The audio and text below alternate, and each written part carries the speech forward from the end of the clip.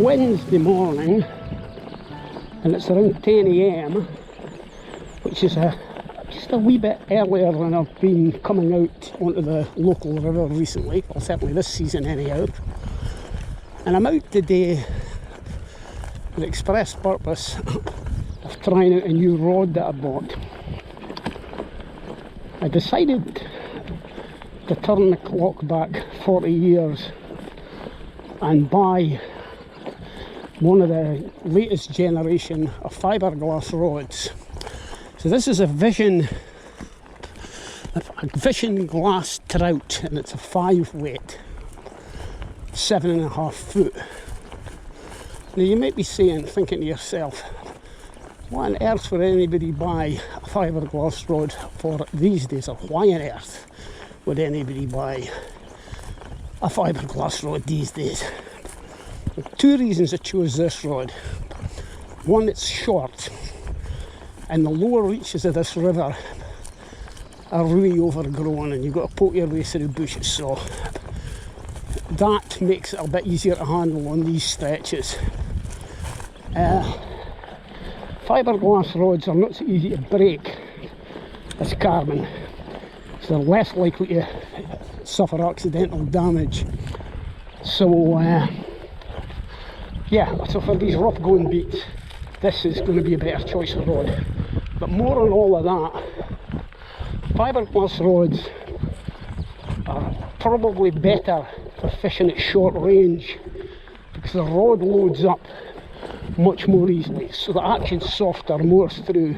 Anyway, I'm going to take it down to the river and have a go with it and let you know how I get on.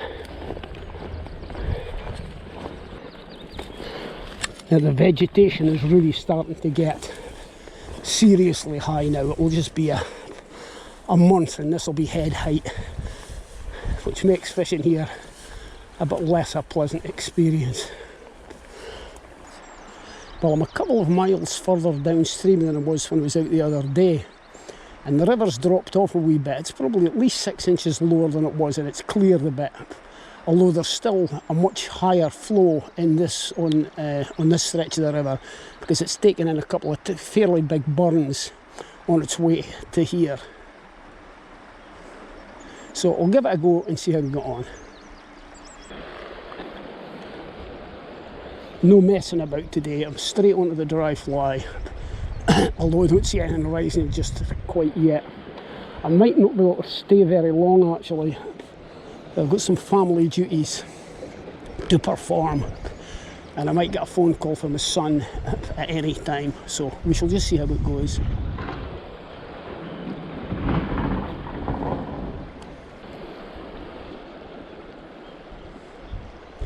The wind's upstream, which is fine. That always helps when you're dry fly fishing. What wind there is anyhow.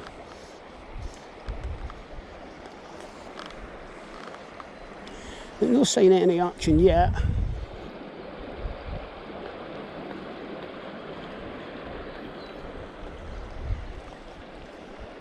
After being used to really fast action carbon rods, it just feels weird fishing with this fiberglass thing again.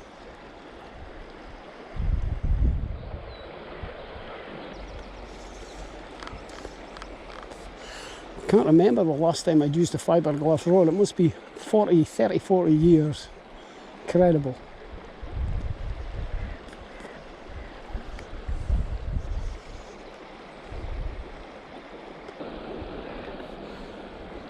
It certainly loads well with a short line anyway. Quite a delicate presentation.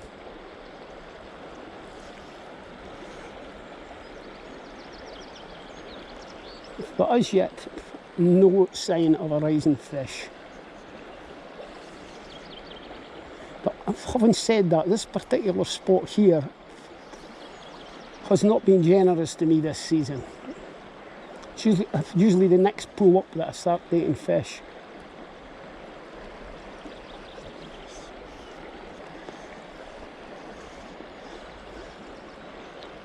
So I've paired this rod up with a 5 weight Rio Gold line, which is a pretty good quality line. And I've got a 5 foot furled leader, and about another 4 or 5 feet of tippet on the end of that. So it's quite a delicate setup.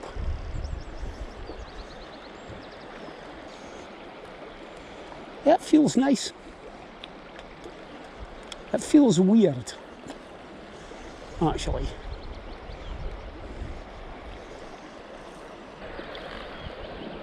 These rods are not easy to find, but Neil Anderson at Angus Angling, oh, I just had a flies there, I missed it. Neil Anderson at Angus Angling in Forfar got me one in a couple of days. Got it specially sent up, which is pretty damn good. Neil provides absolutely excellent service and he's got a fantastic shop. And just to make it clear, I've got absolutely no connections at all with Neil other than being a customer. So I'm not trying to sell you anything.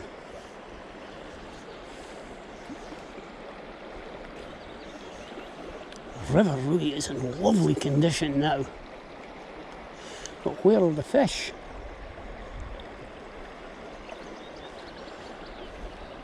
Perhaps just a little bit early in the day yet. Probably would have been better coming out maybe an hour later. But as I say, I've got some family duties today, so I had to really just come out when I could.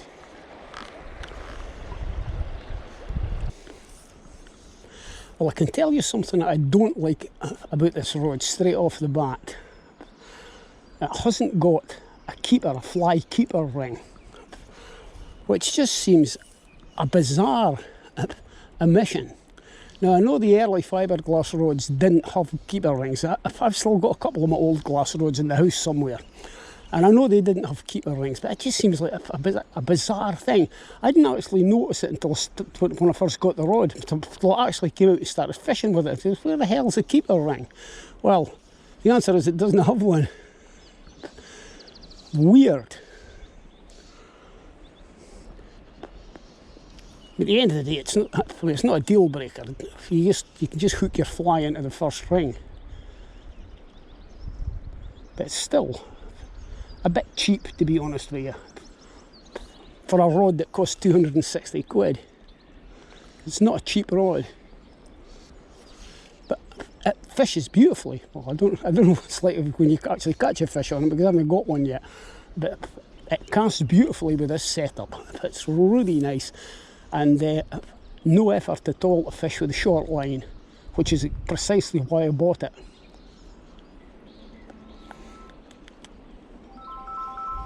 Well, I don't know if you heard that there, my phone just rang and it was number one son. So I'll have to pack up now, go and pick up my daughter-in-law, and I'll come back in the afternoon, by which time hopefully there'll be some fish rising. So I will see you later. Bye for now.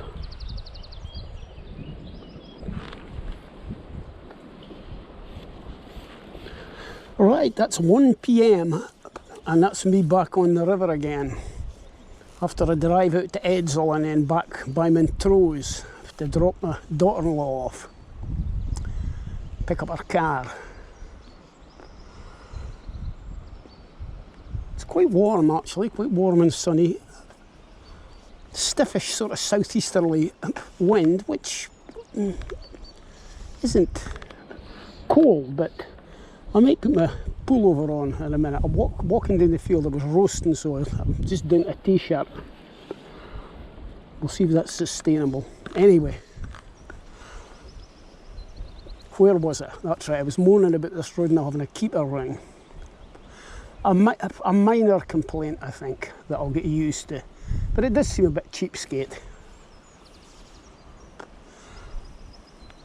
No sign of any fish rising here.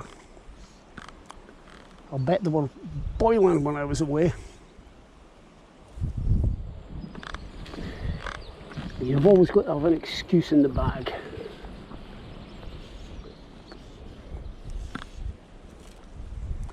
I don't think this rod is going to be very good for punching a line into a wind. But then that's really not what I got it for. So, and probably not great for distance casting either. But again, that's not why I got it. This is what I got it for.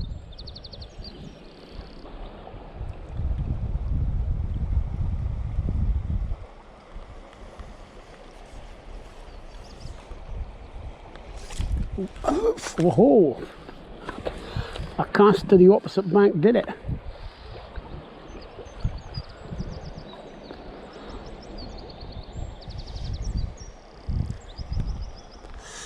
It's a reasonable fish by the feel of it.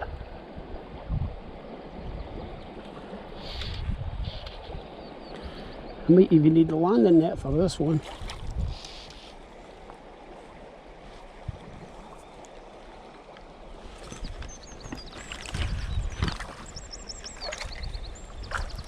Whoa!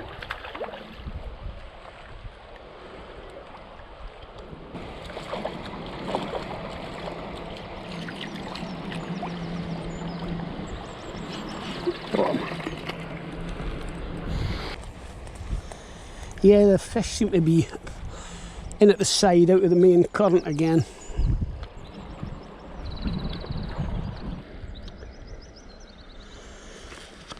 Yeah, that's a reasonable fish for this wee river. Yeah, very nice, beautiful condition. Stunning condition. And away she goes. So there we go, first fish to the new rod. Not a monster, maybe about half a pound.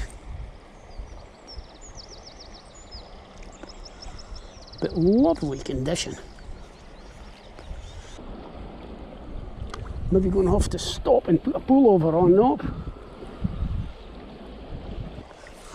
With a wee bit of difficulty seeing this fly. Yeah, time to get the pullover on, I think. Right, that's the fleece on, and of course now I'm feeling too hot. And I've changed to a slightly more buoyant fly and moved back downstream to the pool that I started on first thing this morning. It was totally dead, and it still looks totally dead, but we'll have a go here anyway. Oh, I seem I've suddenly got a downstream wind here, which is a bit of a pain. This water's still pushing through a heck of a rate, but it should be just about perfect. I'm surprised if there are not more fish rising, but mind you, there are not very many flies hatching.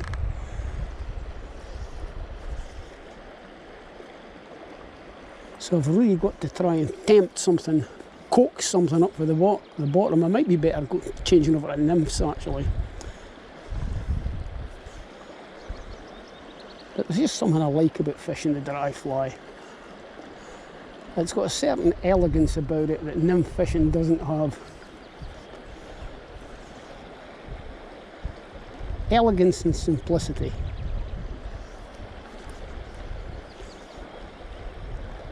Yeah, I think I'm going to get used to this rod. As I say, I don't think it's going to be much good for punching a fly into a headwind. But again, as I say, this is not what I bought it for. That wee half pounder I got up there gave a good account of itself on this rod.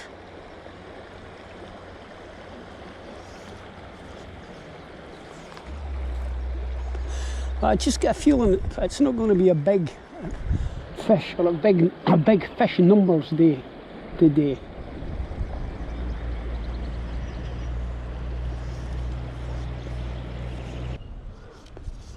A few casts over beside that far edge there. Yeah, the lack of activity is really quite extraordinary, because I know this pool here is absolutely stuffed with fish. Huge number of fish in here, but they're all sitting on the bottom, sleeping at the moment or something.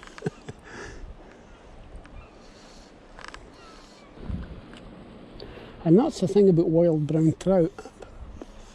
Once they go off, and it really often doesn't matter what you do. No matter how good your casts are, how well tied your flies are. God, your rod can even have a keeper ring and it still won't move them. I'm just seeing no flies at all on the surface, which is bizarre.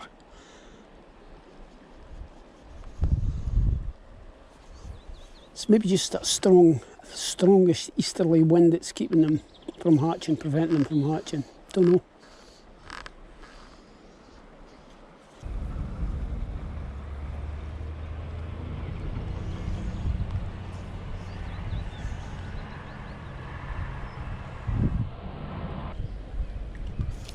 Whoa!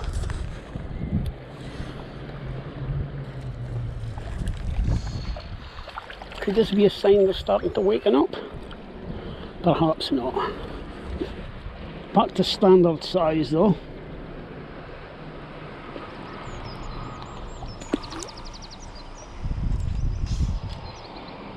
Just be that wind's really picking up now. Well, I just dried the fly off there and re-ginked it, and it's floating much better now. It's dead easy to get lax about doing that, especially when there's not much happening. And sometimes the fine detail just makes all the difference. Fishing at dead short range now. The rod copes very, very well with it. It really loads up well with a dead short line. Mind you, the upstream wind doesn't do any harm either. Well, I think I'll maybe have a go a bit further upstream, where I know it's a little bit more sheltered than this. So I'm not sure if it's maybe this cold wind that's stopping the flies from hatching, or discouraging the flies from hatching. But this is certainly the most dead I've seen it for a long time. Yeah, I'll have a go upstream. I'll see you when I get there.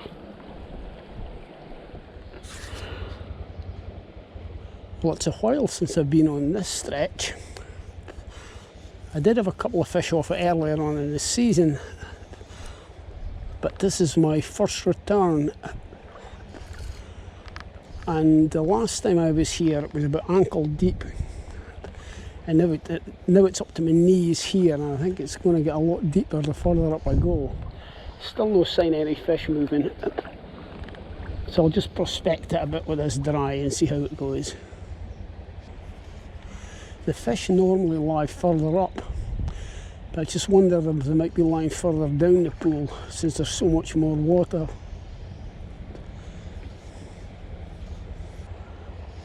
Real job seeing my fly in the glare, even with Polaroids on.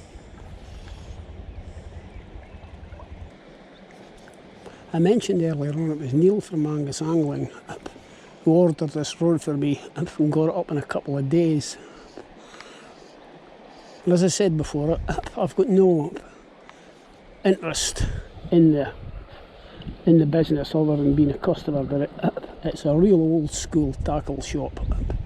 So on the main street in Forfar, it's not a big shop at all, but it's absolutely stuffed with gear to suit every pocket.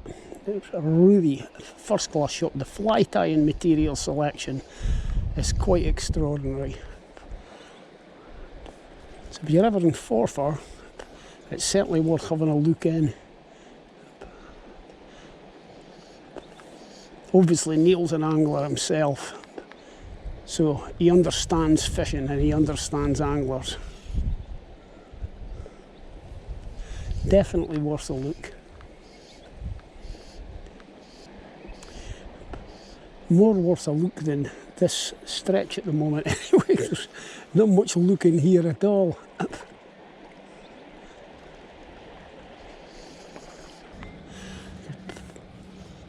Probably better switching over to nymphs, but frankly I couldn't be bothered.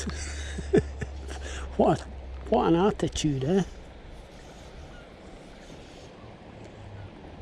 Well, it's just not happening, I'm afraid.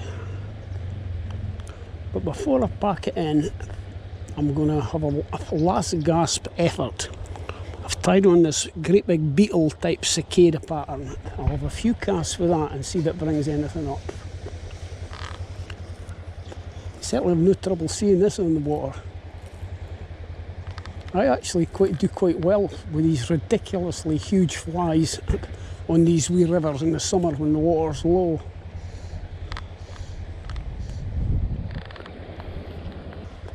This could be one of these hero or zero moments. So if I catch a really nice fish on this now, you guys will be going, God, did you see that? That was a bit of imaginative angling. But if I catch nothing, I'll be thinking, do you see what that idiot tried there? How on earth do we expect to catch anything on that? Well, it's not looking like this is going to work either. Unsurprisingly, perhaps. So, I think I'll just wind the video up there, go home, get a cup of coffee, and review all the footage that I've shot, and decide if this video is worth publishing or not. So, if it appears, obviously, you'll know what the answer is.